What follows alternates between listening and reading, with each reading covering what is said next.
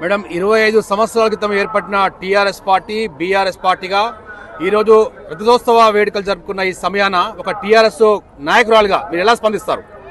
నాకు చాలా సంతోషంగా ఉంది. గతంలో ఈ పార్టీ పెట్టినప్పుడు నేను చాలా చిన్నపిల్లని, కానీ అప్పుడు ఉద్యమం సమయంలో మాకు అవకాశం లేకుండే ఉద్యమంలో పాల్గొనేది. బట్ ప్రభుత్వం ఏర్పాటైన తర్వాత ప్రభుత్వంలో అభివృద్ధిలో సంక్షేమంలో మేము భాగస్వాములు అయినందుకు మాకు చాలా సంతోషంగా ఉంది. అండ్ ఒక చిన్న వయసులో ఉన్నా కూడా కేసీఆర్ గారు యువత రాజకీయాల్లోకి రాలి రాజకీయ అభివృద్ధి చెందాలని చెప్పేసి ఆ ఆశయంతో నన్ను 2 సార్లు గెలిపేయడం జరుగుతుంది. సో కేసీఆర్ గారి నాయకత్వంలో పనిచేసి ప్రజలకి మంచి సేవ అందించడంలో ముందున్నాం కాబట్టి నాకు చాలా సంతోషంగా ఉందండి. మేడం టీఆర్ఎస్ పార్టీ అంటే ఒక ఉద్యమ పార్టీగా తెలంగాణ రాష్ట్రం సిద్ధించాలని చెప్పి లక్ష్యంగా ఏర్పడి 2014లో తెలంగాణ రాష్ట్ర ప్రభుత్వం అధికారంలోకి వచ్చింది. 9.5 సంవత్సరాలు సుదీర్ఘ పాలన అందించిన తెలంగాణ రాష్ట్ర తొలి ముఖ్యమంత్రి కేసీఆర్ ఈరోజు మరొక్కసారి ఎల్కతుర్తి వేదికగా ప్రసంగిస్తున్నారు, మనసాక్షిగా ప్రసంగిస్తున్నారు. దీనిపై మీరు ఏమంటారు?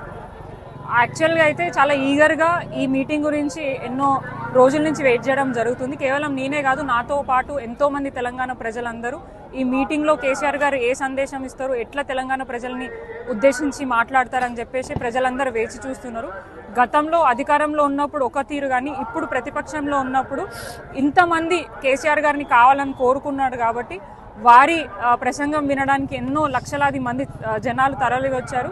కేవలం ఇక్కడే కాదు, టీవీల ముందు ఇప్పుడు చాలామంది దారులలో ట్రాఫిక్లో స్ట్రక్ అయి ఉన్నారు. ఏమంటారు, ఫోన్లలో కూడా వాళ్ళ స్పీచ్ని వినడం జరుగుతుంది.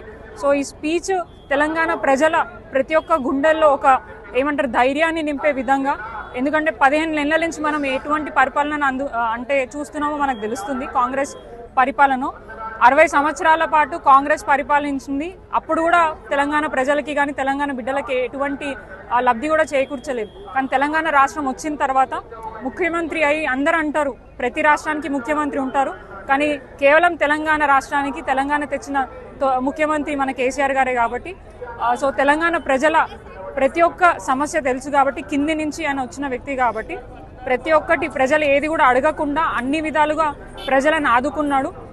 ఇప్పుడు 15 నెలల నుంచి మనము వారు ఏదైతే పరిపాలన చేసిరో ఒక ఇంచు ఇంకా చేయాలని కోరుకున్నారు, కానీ చేసిన పరిపాలనని నాశనం చేయాలని చెప్పేసి ఎవరు కోరుకోరు. కానీ కాంగ్రెస్ పార్టీ చేసే పరిపాలన మాత్రం అదే విధంగా ఉంది. డెఫినెట్గా వాళ్ళందరూ కలిసి ఉన్న పరిపాలన అంతా చెడగొడుతున్నారు. ఏదైతే కేసీఆర్ గారు ఇచ్చిన పరిపాలన మరియు అభివృద్ధిని ముందుకు తీసుకెళ్లాలని చెప్పేసి మేము మనస్ఫూర్తిగా కోరుకుంటున్నాం. మేడం, కేసీఆర్ సచ్చుడో తెలంగాణ వచ్చుడో అనే నినాదంతో ముందుకొచ్చిన టీఆర్ఎస్ పార్టీ ఒక ఉద్యమ పార్టీగా పేరుగాంచింది.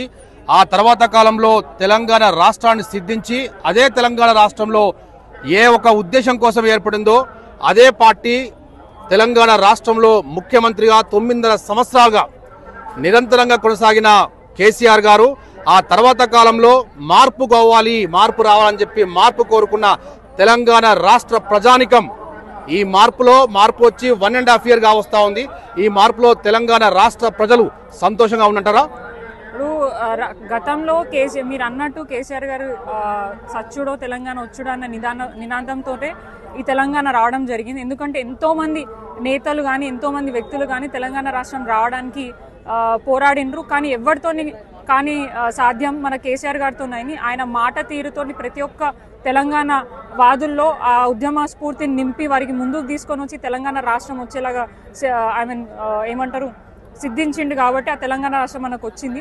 వచ్చిన తర్వాత వారు ప్రతి ఒక్కటి ప్రజలకి అన్ని విధాలుగా ఇక్కడ సమస్యలు రాకుండా కూడా రైతుల కాడి నుంచి పెద్ద ముసలి వాళ్ళ దాకా స్కీమ్స్ కూడా ఆయన పెట్టడం జరిగింది ప్రతి ఒక్క ప్రజల్ని దృష్టిలో పెట్టుకొని. సో ఇన్ని చేసిన వ్యక్తి ఈరోజు 15 నెలల నుంచి కాంగ్రెస్, ఎందుకంటే అభివృద్ధి మార్పు కావాలని కోరుకున్నారు. ఎందుకంటే కేసీఆర్ గారు గతంలో అన్నీ చేసిండు, నీళ్ళు ఇచ్చిరు, కరెంట్ ఇచ్చిరు, ఉద్యోగాలు ఇచ్చిరు, రైతులకి రైతు భరోసా బీమా అవన్నీ ఇచ్చిరు. ఇంకొక రూపాయి మనకు ఎక్కువ వస్తుందన్న ఆశతోటి ఇక్కడున్న ప్రజలందరూ కూడా కాంగ్రెస్ పార్టీకి అవకాశం ఇచ్చింది. అది కూడా వాళ్ళు చెప్పిన మాటలను నమ్మి ఏదైతే తులం బంగారం లక్షకి తులం బంగారం ఇస్తా అని చెప్పేసి రైతు భరోసా దాన్ని కూడా 12 నుంచి 15,000 చేస్తా అని, 2,000 పెన్షన్ని 4,000 చేస్తా అని, ఇట్లా ఎన్నో అబద్ధపు మాటలు చెప్పి 6 గ్యారంటీల పేరు మీద 15 నెలల నుంచి ప్రజలను మోసం చేసి ఎక్కడా కూడా వారికి ఆ ఇచ్చిన హామీలను నెరవేర్చకుండా ఇంకా మంచిగా ఉన్నాక కూడా వారిని ఇబ్బంది పెడుతూ వాళ్ళని రోడ్ పాలు చేస్తున్న కాంగ్రెస్ పార్టీకి బుద్ధి ఇక్కడికి తరలిరావడం జరిగింది. కేసీఆర్ గారికి మద్దతు తెలుపుతూ అండ్ కాంగ్రెస్ పార్టీకి బుద్ధి చెప్పడానికి ప్రజలందరూ ఇప్పుడు సిద్ధంగా ఉన్నారని నేను భావిస్తున్నాను. మేడం, ఇప్పుడు కాంగ్రెస్ పార్టీ అధికారంలోకి వచ్చి దాదాపు సంవత్సరం దాటిపోయింది.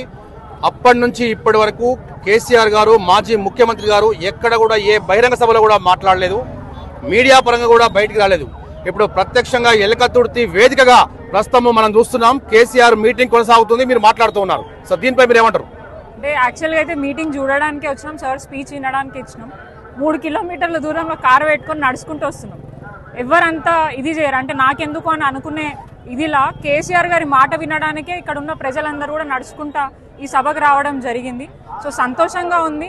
ఎందుకంటే 15 నెలల నుంచి రేవంత్ రెడ్డి గారు ఏదైతే తెలంగాణ రాష్ట్ర ప్రజలను ఇబ్బంది పెడుతున్నారో ఆ ఇబ్బందులన్నిటినీ కూడా కేసీఆర్ గారి స్పీచ్తో పోతుందని చెప్పేసి ప్రతి ఒక్కరు భావిస్తున్నారు. ఎందుకంటే గతంలో అధికారం ఇచ్చారు, ఇప్పుడు ప్రతిపక్షంగా వారి గొంతుకై ప్రజల గొంతుకై మాట్లాడాలని చెప్పేసి ప్రజలందరూ కోరుకుంటున్నారు. కాబట్టి డెఫినెట్గా ఇప్పుడు ఏదైతే కాంగ్రెస్ పార్టీ హామీలు ఇచ్చారో అవి నెరవేర్చేంత వరకు బీఆర్ఎస్ పార్టీ నాయకులందరూ కూడా కాంగ్రెస్ పార్టీ ప్రభుత్వాన్ని ప్రశ్నిస్తూ ఉంటుంది. అండ్ ప్రజలకు ఎక్కడ ఇబ్బంది కాకుండా చూడడానికే ఈ సభలో కేసీఆర్ గారు మాట్లాడే మాటలన్నీ కూడా తెలంగాణ ప్రజలకు అందరికీ ధైర్యాన్ని నింపే విధంగా ఉంటుందని మేము.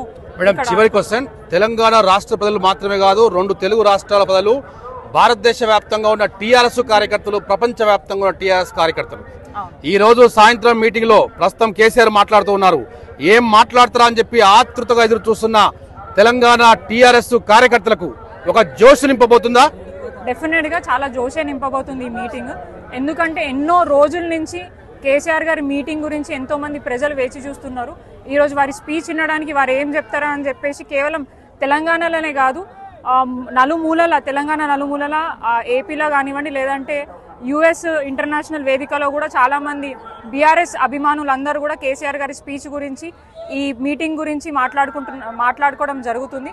కేవలం బీఆర్ఎస్ లో ఎంతైతే జోష్ నింపుతుందో అంతే భయాన్ని కాంగ్రెస్ పార్టీ నాయకులలో నింపుతుంది ఈ మీటింగ్. ఎందుకంటే మీటింగ్ స్టార్ట్ కాకముందే చాలా మంది నాయకులు ఈ మీటింగ్ వల్ల మా పార్టీకి కానీ వారి ప్రభుత్వానికి కానీ ఏమైనా ఇబ్బంది అవుతుందని నాయకులు మాట్లాడుకునే సందర్భాలు కూడా చాలా ఈ టైంలో మనం చూడడం జరిగింది.